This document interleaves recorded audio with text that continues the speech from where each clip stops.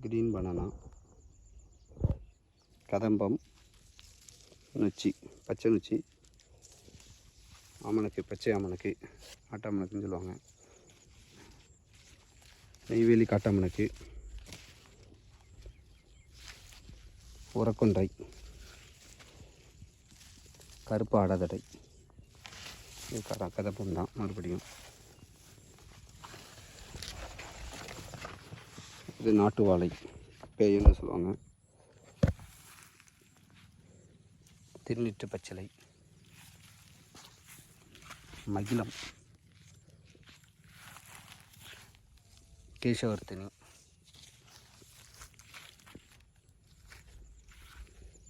இது அதே ஊரக்கொன்றை தான், பன்னீர் ரோஸ், இதான் வல்லாரைன்னு சொல்லுவாங்க, ஞாபக சக்தியை பெருக்கக்கூடியது வல்லாரை,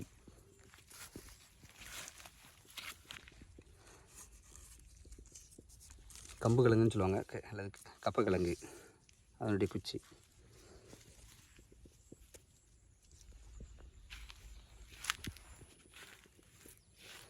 சிவப்பு சோளம்,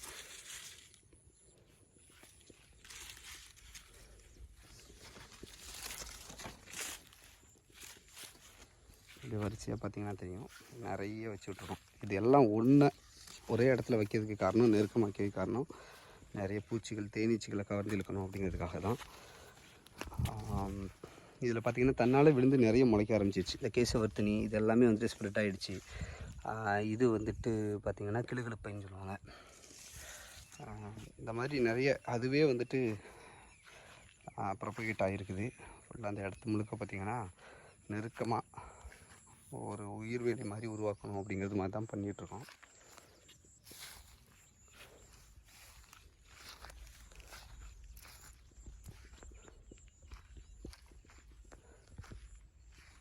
எல்லா லேயர் கவர் பண்ணுற மாதிரி. இது வந்துட்டு சேவல் கொண்டை பூன்னு சொல்லுவாங்க. இருக்குது ஒரு வகையான மரப்பருத்தியும் வச்சு விட்ருக்கோம்.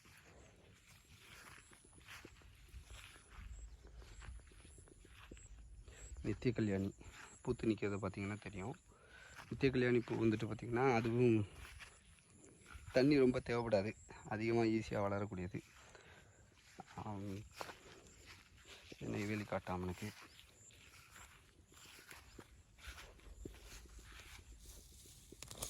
மாயன்கரைன்னு சொல்லுவோம். மாயன்கரை குச்சி நிறைய இருக்குங்க நம்மகிட்ட, நிறைய எடுத்து வச்சுருக்கோம். இது கருநொச்சி, ஒரு பார்டர் உருவாக்குறோம், அங்கே வரைக்கும் பார்த்திங்கன்னா தெரியும்.